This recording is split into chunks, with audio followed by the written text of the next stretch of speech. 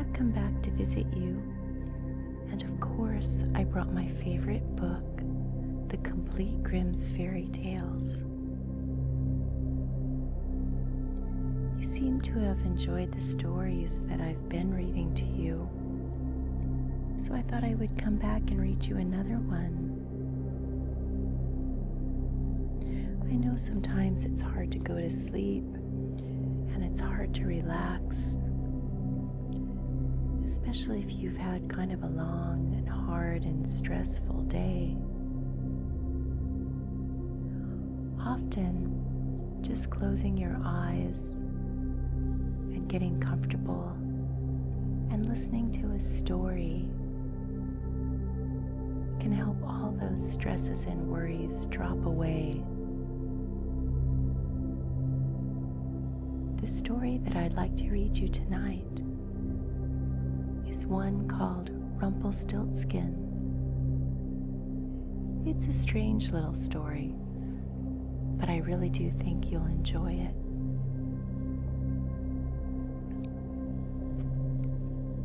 Rumpelstiltskin.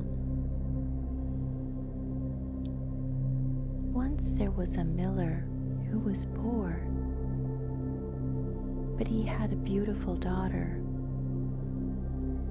Now it happened that he had to go and speak to the king, and in order to make himself appear important, he said to the king, "I have a daughter who can spin straw into gold." The king said to the miller, "That is an art which pleases me well.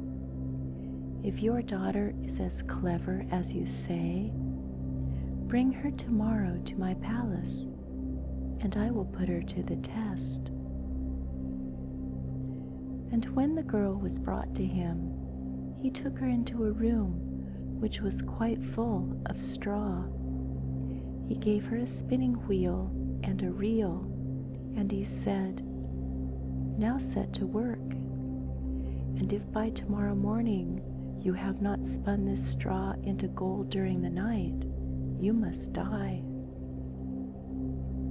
Thereupon he himself locked up the room, and he left her in it alone. So there sat the poor miller's daughter, and for the life of her, she could not tell what to do. She had no idea how straw could be spun into gold, and she grew more and more frightened, until at last she began to weep. All at once the door opened, and in came a little man, and he said, "Good evening, Mistress Miller. Why are you crying?" "Alas," answered the girl, "I have to spin straw into gold, and I do not know how to do it." "What will you give me," said the little man, "if I do it for you?" "My necklace," said the girl. The little man took the necklace, and he seated himself in front of the wheel, and whir, whir, whir, 3 turns, and the reel was full. Then he put another on, and whir, whir, whir, 3 times round, and the second one was full too. And so it went on until morning, when all the straw was spun, and all the reels were full of gold. By daybreak the king was already there, and when he saw the gold, he was astonished and delighted. But his heart became only more greedy. He had the miller's daughter taken into another room full of straw, which was much larger, and he commanded her to spin that also in one night, if she valued her life. The girl knew not how to help herself, and she was crying, and the door opened again, and the little man appeared, and he said, "What will you give me if I spin that straw into gold for you?" "The ring on my finger," answered the girl. The little man took the ring and again began to turn the wheel, and by morning he had spun all the straw into glittering gold. The king rejoiced beyond measure at the sight, but still he had not gold enough, and he had the miller's daughter taken into a still larger room full of straw. And he said, "You must spin this too in the course of the night, and if you succeed, you shall be my wife." "Even if she be a miller's daughter," thought the king, "I could not find a richer wife in the whole world." When the girl was alone, the little man came again for the third time, and he said, "What will you give me if I spin the straw for you this time also?" "I have nothing left that I could give," answered the girl. "Then promise me, if you should become queen, you must give me your first child." "Who knows whether that will ever happen?"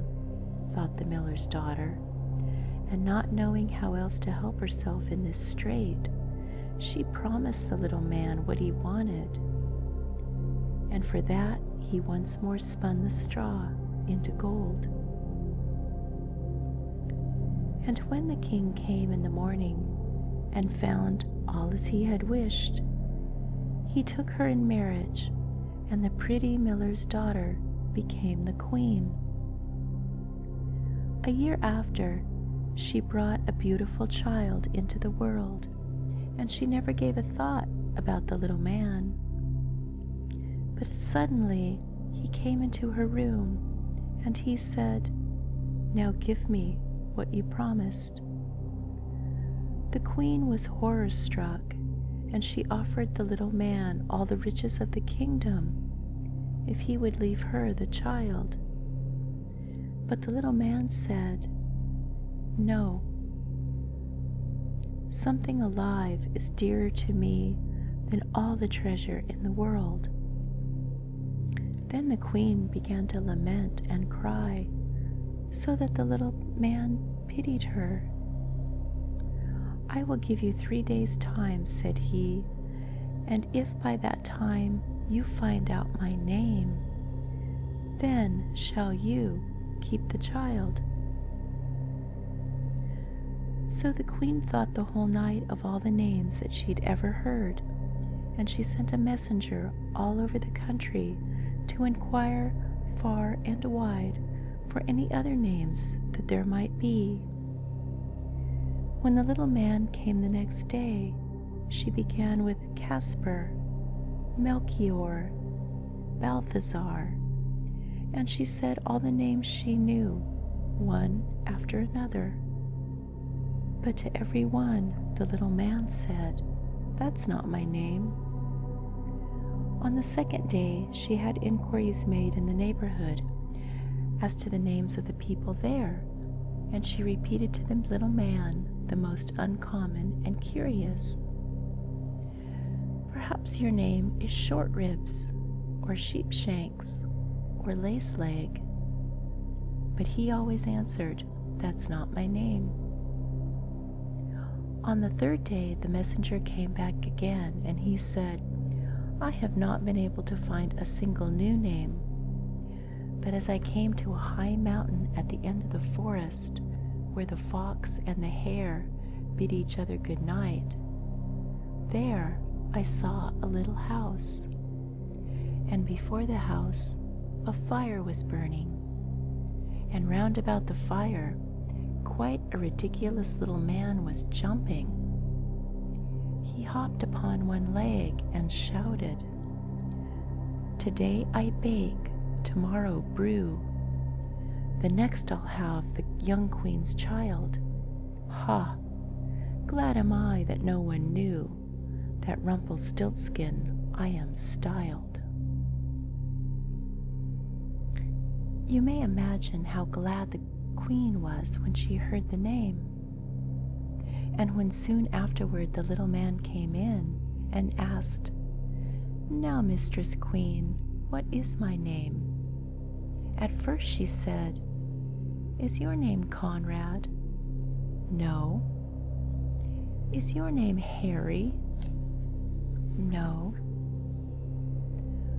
"Perhaps your name is Rumpelstiltskin." "The devil has told you that.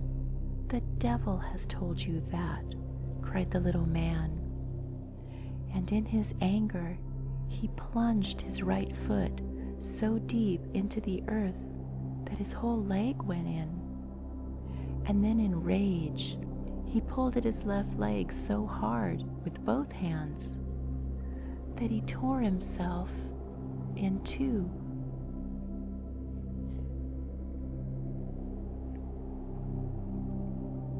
I hope you enjoyed that fairy tale.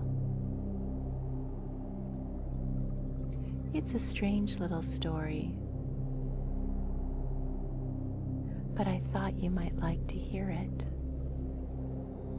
And I'm hoping that by listening to it, you were able to let go and forget all the worries and stresses of your day. And that now you're feeling quiet inside and you're feeling ready to fall asleep. I'll be back again. I do enjoy reading you stories.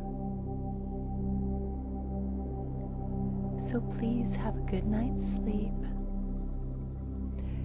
And I want you to have wonderful dreams. And I'll be back again soon, I promise. Good night.